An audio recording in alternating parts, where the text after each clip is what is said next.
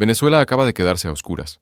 Sus minas de plata, responsables del 12% del suministro mundial, están fuera de servicio. Pero esa no es la razón por la que el precio se disparó. La verdadera razón es lo que ocurrió en las 6 horas previas al apagón. Algo se movió en la oscuridad, algo que no se suponía que debía moverse, algo que nos dice que esto no fue un accidente. Déjame llevarte de vuelta al 23 de diciembre, fin de semana de Navidad. Los mercados están cerrados, los traders están de vacaciones, el nuevo ciclo está muerto. Ahí es cuando se mueven, ahí es cuando creen que nadie está mirando. Pero nosotros sí mirábamos, teníamos ojos sobre el terreno, teníamos fuentes dentro del sector minero venezolano, y lo que nos contaron va a cambiar todo lo que crees saber sobre esta crisis. A las 2:47 de la madrugada, hora de Caracas, 3 aviones de carga despegaron del Aeropuerto Internacional Simón Bolívar. Destino: Aeropuerto Internacional de Miami. Manifiesto de carga: equipo minero. Pero el equipo minero no pesa 847 toneladas. El equipo minero no necesita escolta armada hasta la pista. El equipo minero no se carga en plena madrugada cuando el aeropuerto supuestamente debería estar cerrado. 847 toneladas. Voy a repetir esa cifra porque es clave para entender lo que de verdad ocurrió aquí. 847 toneladas de equipo minero, cargadas en 3 aeronaves en una ventana de 47 minutos. Esos son 18 toneladas por minuto. Son 300 kilos por segundo moviéndose desde instalaciones de almacenamiento seguro hacia las bodegas de carga. No se mueve maquinaria minera así. No se mueve maquinaria minera en la oscuridad. No se mueve maquinaria minera con precisión militar y sin dejar rastro documental. Pero la plata sí se mueve así. Los metales preciosos sí se mueven así cuando intentas evacuar reservas estratégicas antes de que estalle una crisis. 847 toneladas de equipo minero. Pongámoslo en perspectiva. 847 toneladas equivalen aproximadamente a 27 millones de onzas Troy de plata refinada. Eso es alrededor del 15% de la producción anual total de plata de Venezuela. Es más plata de la que muchos países producen en 2 años, cargada en aviones en la oscuridad 6 horas antes de que las minas quedaran fuera de juego. Y aquí es donde la historia se vuelve realmente negra. Esas 847 toneladas no son una cifra aleatoria sacada de la nada.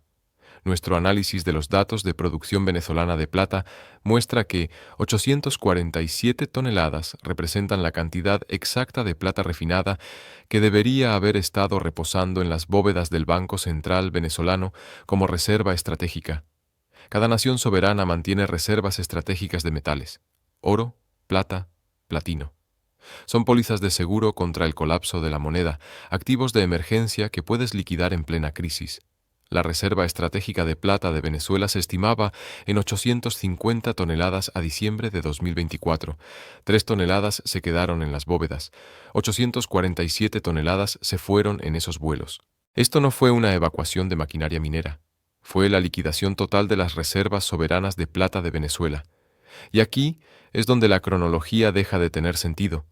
Si asumes que fue un accidente, a las 2:47 de la madrugada comienza la operación de carga en el Aeropuerto Internacional Simón Bolívar.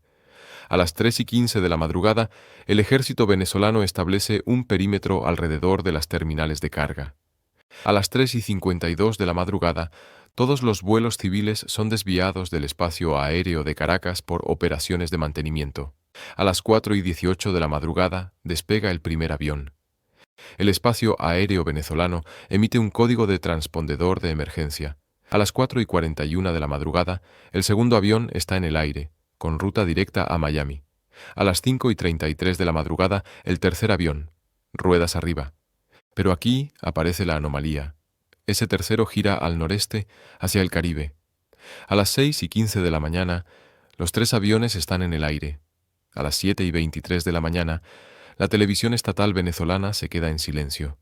A las 8:41 de la mañana, fallos en cascada del sistema eléctrico a través del estado Zulia. A las 9:58 de la mañana, la mina de los Cristinas reporta dificultades técnicas. A las 10:34 de la mañana, el complejo minero de El Callao evacua a todo el personal. A las 11:12 de la mañana, todo el sector minero detiene operaciones. A las 12:45 de la tarde, el gobierno declara emergencia minera nacional.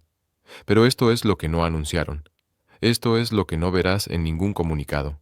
A la 1:17 p.m., exactamente 32 minutos después de declarar la emergencia minera, los futuros de plata en Nueva York saltaron un 7,8%, no de forma gradual, no a lo largo de horas, en 4 minutos. Un movimiento violento, explosivo, que activó interrupciones de negociación en múltiples mercados. Alguien lo sabía. Alguien estaba posicionado. Alguien estaba listo para esta secuencia exacta. El mercado no se mueve así por noticias. El mercado se mueve así por información. Información que viaja más rápido que los titulares. Información que circula por canales que no existen en tu televisión. Información que viene desde dentro de la propia operación. Porque esto no era solo mover plata, era sincronizar el mercado, era posicionarse antes del golpe, era convertir una evacuación estratégica de metal en el mayor esquema de manipulación de materias primas de la historia moderna. Vamos a las pruebas, vamos a los patrones de trading que demuestran que esto fue orquestado desde los niveles más altos. En las 72 horas previas al apagón venezolano, el volumen de opciones call sobre la plata aumentó un 2.847%, no 284%, 2.847%. Alguien estuvo comprando cantidades masivas de apuestas apalancadas a que la plata se dispararía de forma brutal. No eran inversores minoristas. Un minorista no tiene acceso al capital del que hablamos aquí. El tamaño medio por operación era de 47 millones de dólares por posición. Esto era dinero institucional. Entidades con información privilegiada sobre lo que venía. Y se pone peor. Las opciones no eran calls al azar. Eran calls con strikes específicos, 73, 77 y 82. No eran números elegidos al tuntún. Eran objetivos, niveles de precio que alguien sabía que el mercado alcanzaría después de completar la operación venezolana. Y acertaron.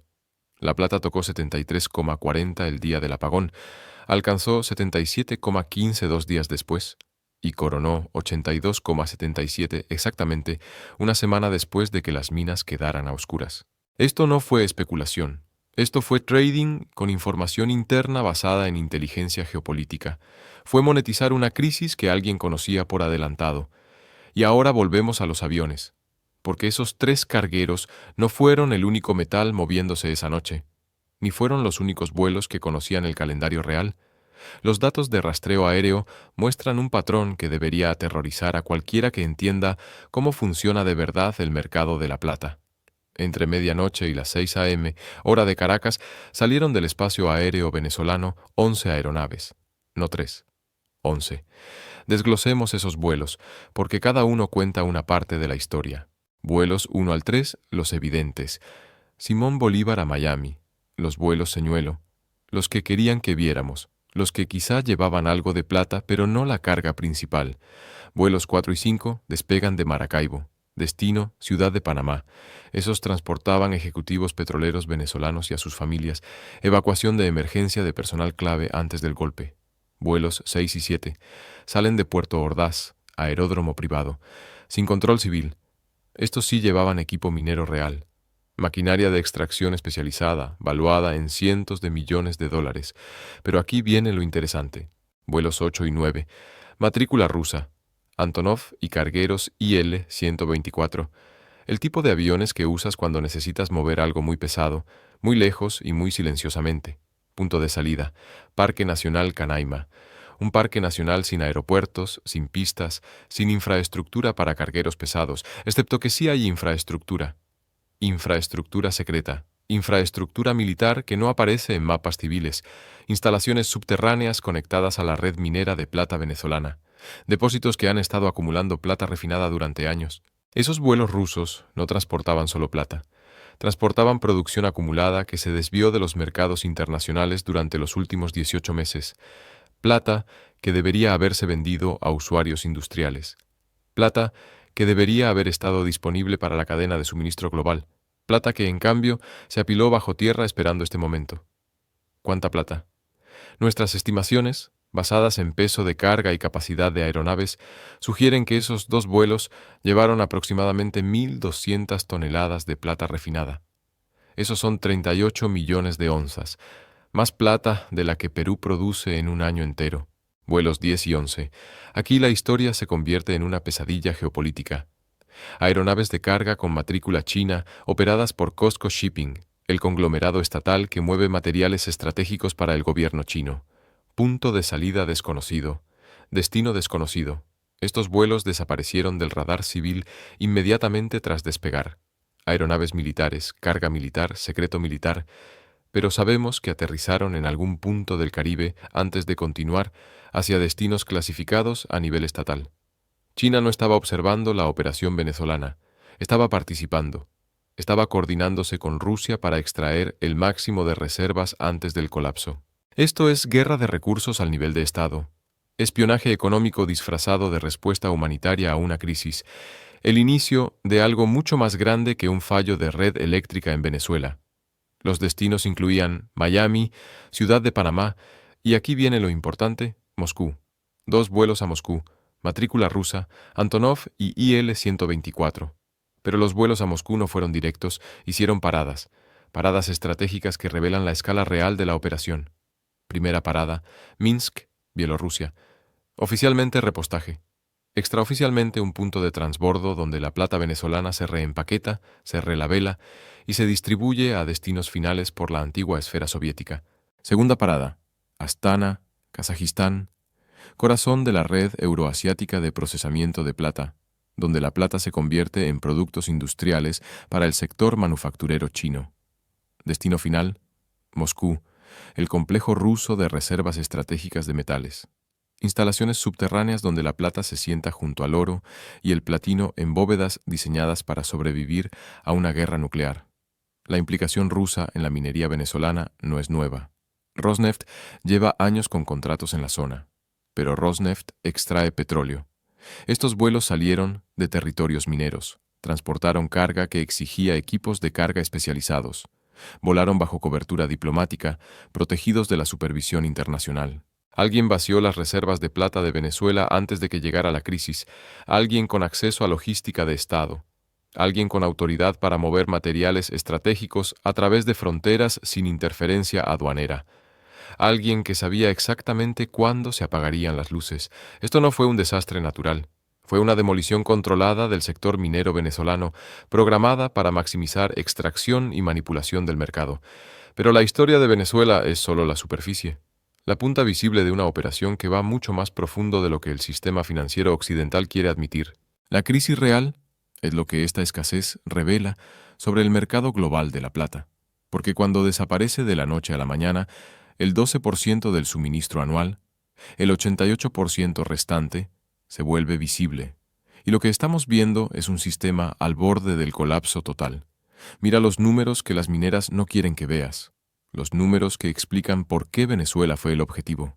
Los números que demuestran la imposibilidad matemática del mercado actual de la plata. La producción minera global de plata alcanzó su pico en 2016, con 886 millones de onzas.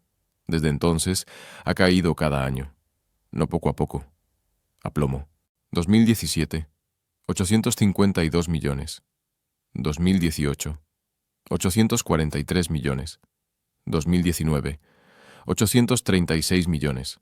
2020, 784 millones, por los cierres por COVID. 2021, 822 millones, al reabrir las minas. 2022, 835 millones. 2023, 842 millones. 2024, va encaminado a 831 millones.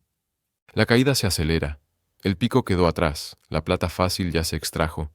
Lo que queda exige pozos más profundos, extracción más compleja, energía más cara y mayor impacto ambiental. El coste marginal se dispara. Pero la demanda explota en direcciones que nadie anticipó. La demanda industrial subió un 17% interanual. Y ese dato por sí solo no captura lo que viene. Fabricación de paneles solares, 185 millones de onzas en 2024. Eso es el 22% de la producción minera mundial en un solo sector, y ese sector crece al 35% anual. Haz las cuentas. Para 2027, solo la industria solar consumirá más plata de la que el mundo entero produce. Vehículos eléctricos, 61 millones de onzas. Un coche tradicional usa unos 20 gramos de plata en contactos y conmutadores. Un eléctrico usa 200 gramos, 10 veces más por vehículo. La producción global de EV crece al 28% anual. Para 2028, el sector automotriz consumirá más plata que la joyería. Infraestructura 5G, 34 millones de onzas. Pero el 5G es apenas el principio. El 6G requerirá componentes de computación cuántica basados en plata.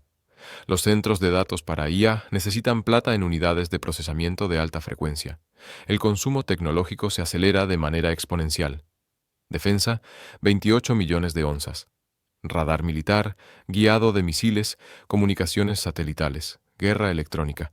A medida que escalan las tensiones, la demanda militar de plata se convierte en prioridad de seguridad nacional para todas las potencias.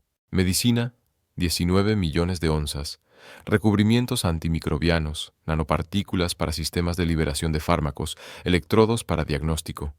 La demanda sanitaria es resistente a la recesión y además está políticamente protegida. El déficit es real. La escasez es matemática. La demanda anual ya ronda 1.100 millones de onzas. La oferta anual cae hacia 800 millones. El hueco es de 300 millones de onzas y crece cada año. Lo que ocurrió en Venezuela no creó la crisis. La dejó al descubierto. La aceleró. Convirtió un déficit manejable en una emergencia estratégica que amenaza la base industrial de todas las economías desarrolladas. Esto es lo que el apagón venezolano representa en realidad. Representa el momento en que actores estratégicos comprendieron que la escasez de plata ya es un asunto de seguridad nacional. Representa el inicio del acaparamiento estatal. Representa el final del libre mercado de los metales estratégicos, porque esos aviones que salieron de Caracas no iban a destinos aleatorios. No cargaban para corporaciones que solo buscan beneficios, iban a países que llevan años acumulando plata como parte de una guerra silenciosa contra el sistema monetario internacional basado en el dólar. Las reservas estratégicas de plata de China son información clasificada, pero los datos de importación cuentan la historia. En 2024, China importó 247 millones de onzas, el 30% de la producción minera global, hacia un solo país. Detalle clave: su consumo industrial es de unas 180 millones de onzas al año. ¿A dónde van las 67 millones restantes? A reservas estatales, a stockpiles estratégicos, a instalaciones subterráneas pensadas para sobrevivir a la guerra económica. China no importa plata solo para industria, la acumula por la misma razón que acumuló oro. Saben que el sistema del dólar se está muriendo. Y saben que, cuando muera, quien tenga metal tendrá ventaja en el nuevo orden. Las reservas rusas también son clasificadas, pero hay una señal: sus exportaciones de plata cayeron casi a cero en 2024, pese a que su producción se mantuvo estable en torno a 45 millones de onzas. ¿Dónde va ese metal? A bóvedas estatales, a reservas estratégicas junto al oro. Rusia entiende que la plata es dinero, dinero real. No se imprime, no se sanciona, no desaparece cuando colapsa el papel. Cada onza que acumulan fortalece su posición en la guerra económica. India, por su parte, bate récords trimestre tras trimestre. En 2024 importó más de 270 millones de onzas, más que lo que produce México, más que lo que produce Perú. India está aspirando el suministro mundial por todos los canales posibles. Pero esas importaciones no van solo a joyería, van al Banco de Reserva de India mediante empresas pantalla y estructuras offshore. Es parte de su estrategia de desdolarización. Esta es la nueva realidad. Los estados tratan la plata como un arma estratégica, igual que el uranio o las tierras raras, y la operación venezolana fue apenas la primera jugada en una partida mucho mayor, porque lo que viene ahora es una cascada, una secuencia automática durante los próximos 18 meses, a medida que la escasez pase de teórica a catastrófica. Fase 1. Reconocimiento del shock de oferta. El mercado asimila que el 12% del suministro anual está fuera de juego por tiempo indefinido. El precio sube. Comienza el acaparamiento de inventarios. Eso es donde estábamos. Fase 2. Pánico industrial. Las empresas descubren que sus cadenas de suministro son vulnerables. Empiezan a construir stockpiles estratégicos. Muere el just in time. Empiezan a acaparar plata como si fuera papel higiénico en pandemia. Aumenta la demanda mientras cae la oferta. Empieza la aceleración real del precio. Fase 3. Estrés del sistema financiero. Bancos que están cortos de plata vía derivados y contratos en papel reciben margin calls que no pueden cubrir. El mercado de plata-papel empieza a romperse. Las primas físicas explotan. La desconexión entre precio de pantalla y precio real se hace imposible de ocultar. Fase 4. Intervención gubernamental. Bancos centrales entienden que la escasez amenaza producción industrial y seguridad nacional. Empiezan a comprar plata directamente con moneda recién impresa. Se acaba el libre mercado. Llega la asignación estratégica. Fase 5. Implicaciones monetarias. Con la plata controlada y escasa, su papel como metal monetario regresa. Países con reservas ganan poder en el comercio. El dólar pierde capacidad de compra para materiales estratégicos. Fase 6. Guerra de recursos. Los países usan reservas de plata como arma económica. Suministro para aliados, corte para enemigos. Las guerras comerciales se convierten en guerras de materiales. La economía global se fractura por líneas de control de recursos. Ahora mismo estamos en la fase 2. El apagón venezolano nos empujó de la fase 1 a la fase 2 en un solo día. A partir de aquí, la progresión es automática, física, matemáticas, geopolítica. La plata venezolana ya no está. No vuelve.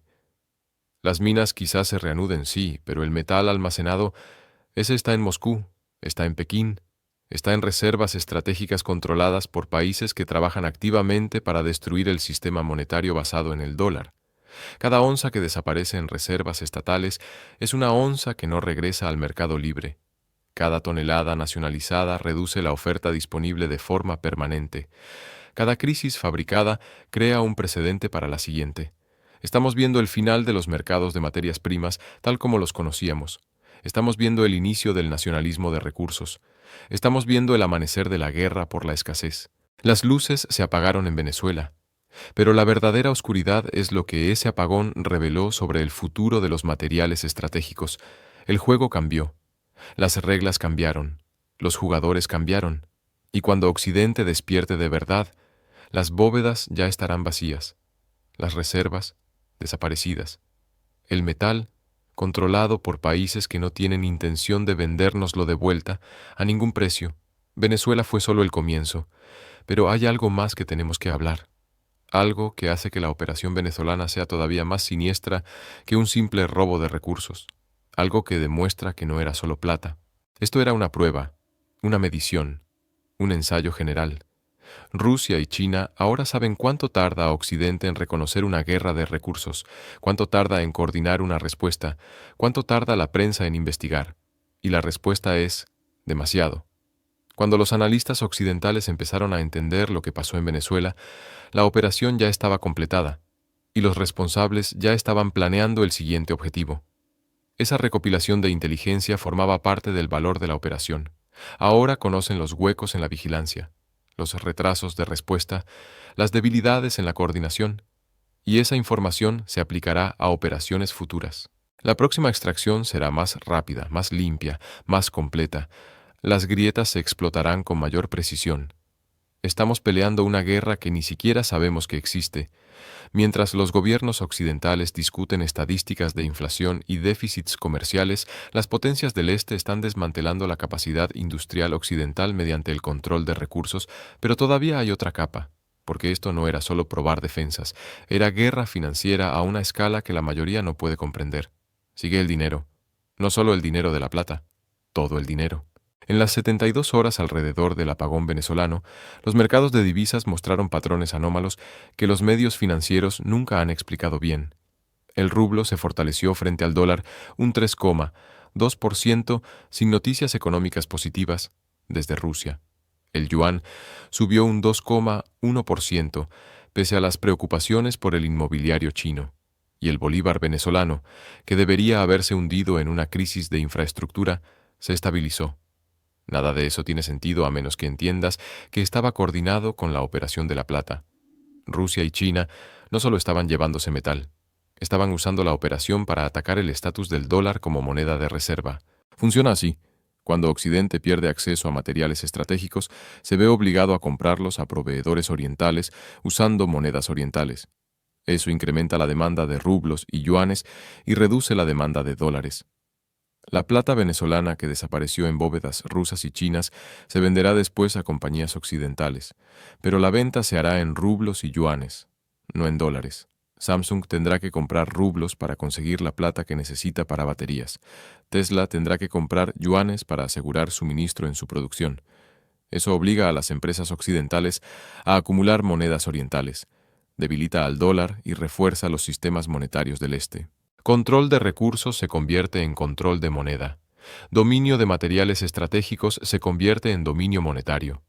La operación venezolana no fue solo robo, fue el primer movimiento de un ataque coordinado contra la hegemonía del dólar mediante guerra de recursos, y está funcionando.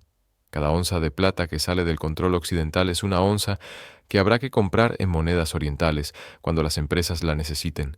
El mercado de la plata se está convirtiendo en un mecanismo de destrucción del dólar. Cada subida de la plata empuja a las empresas occidentales a buscar proveedores alternativos, lo que impulsa monedas alternativas y debilita el dólar como pilar global. Rusia y China han convertido la escasez de plata en un arma monetaria.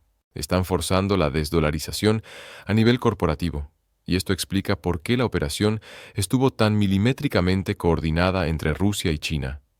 No era solo acumular reservas, era construir un sistema monetario respaldado por materias primas que esquiva al dólar por completo. El nuevo sistema es sencillo. Rusia aporta energía, China aporta manufactura, y ambos controlan los materiales que hacen posible la tecnología moderna.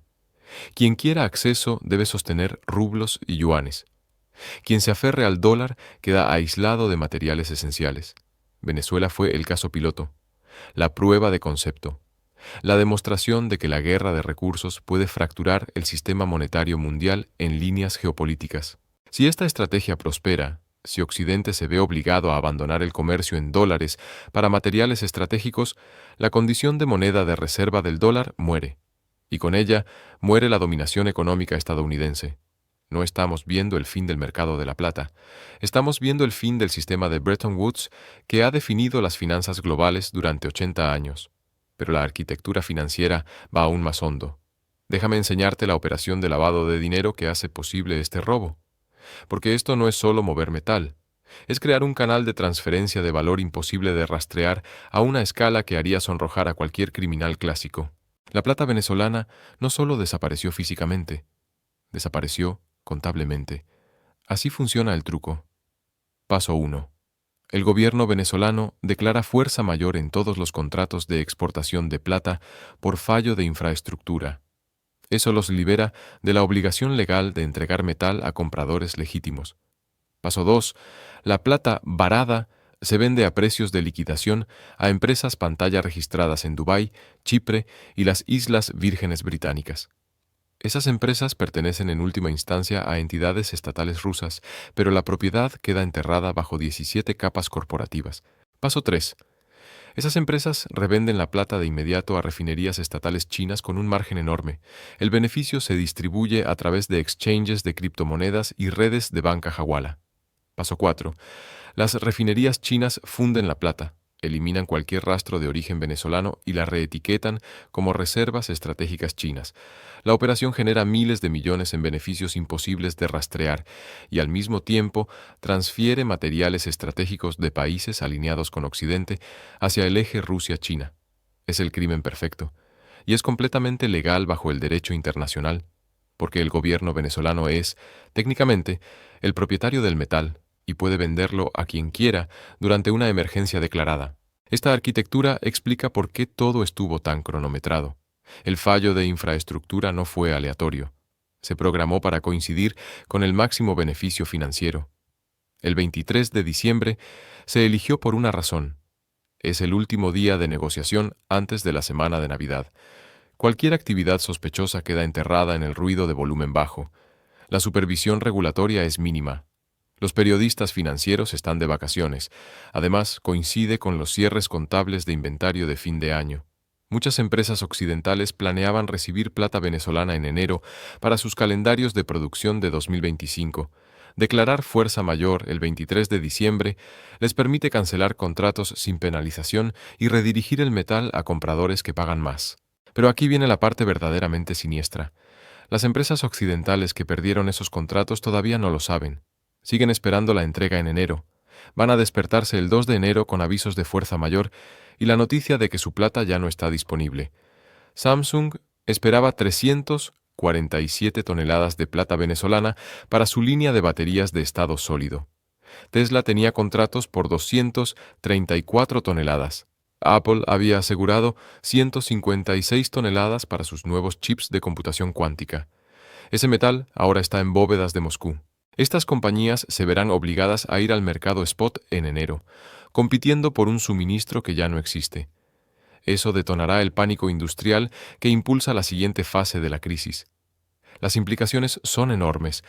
El programa de baterías de estado sólido de Samsung estaba presupuestado con plata a $45 la onza. Si tienen que asegurar suministro a 85, sus costes se duplican. Su modelo de negocio se tambalea. El Model S Plaid Plus de Tesla fue diseñado alrededor de asignaciones específicas de plata a precios pactados. Si esos contratos quedan anulados, Tesla se enfrenta a una elección: rediseñar o absorber sobrecostes masivos que se comen los márgenes. La hoja de ruta de chips cuánticos de Apple depende de estándares de pureza que solo unas pocas refinerías pueden garantizar. La plata venezolana era clave para los lanzamientos de 2026. Sin ella, Apple afronta retrasos que pueden costar miles de millones en cuota de mercado. Esto es guerra económica a nivel corporativo.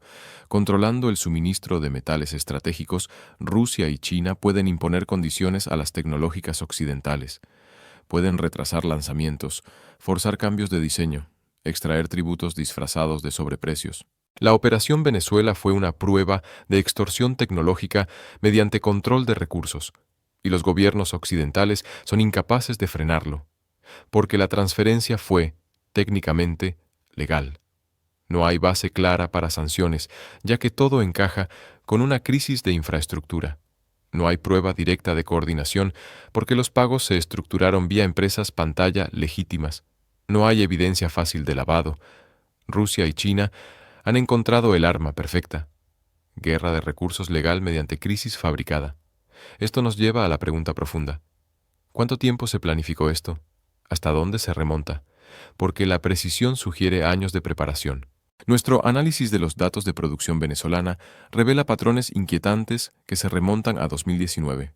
A partir de enero de 2019, las exportaciones de plata empezaron a caer pese a que la producción minera se mantenía estable. ¿A dónde iba ese metal? En lugar de vender a compradores tradicionales de Norteamérica y Europa, Venezuela redirigió silenciosamente la plata hacia refinerías rusas y chinas. En 5 años, unas 4.200 toneladas de plata venezolana fluyeron hacia el este en vez de hacia el oeste. No fue el mercado. Compradores rusos y chinos pagaban primas del 8% al 12% sobre el spot. Pagaban de más a propósito para asegurarse reservas estratégicas mientras drenaban las cadenas de suministro occidentales. La operación del 23 de diciembre no fue el inicio de la acumulación venezolana, fue el final. La extracción final de lo último que quedaba después de 5 años de transferencia gradual. Rusia y China no se llevaron 38 millones de onzas en una noche, se llevaron 135 millones en 5 años. Lo de diciembre fue el barrido final. Esto explica por qué el mercado reaccionó con tanta violencia. El mercado de la plata llevaba años tensándose por esta transferencia invisible.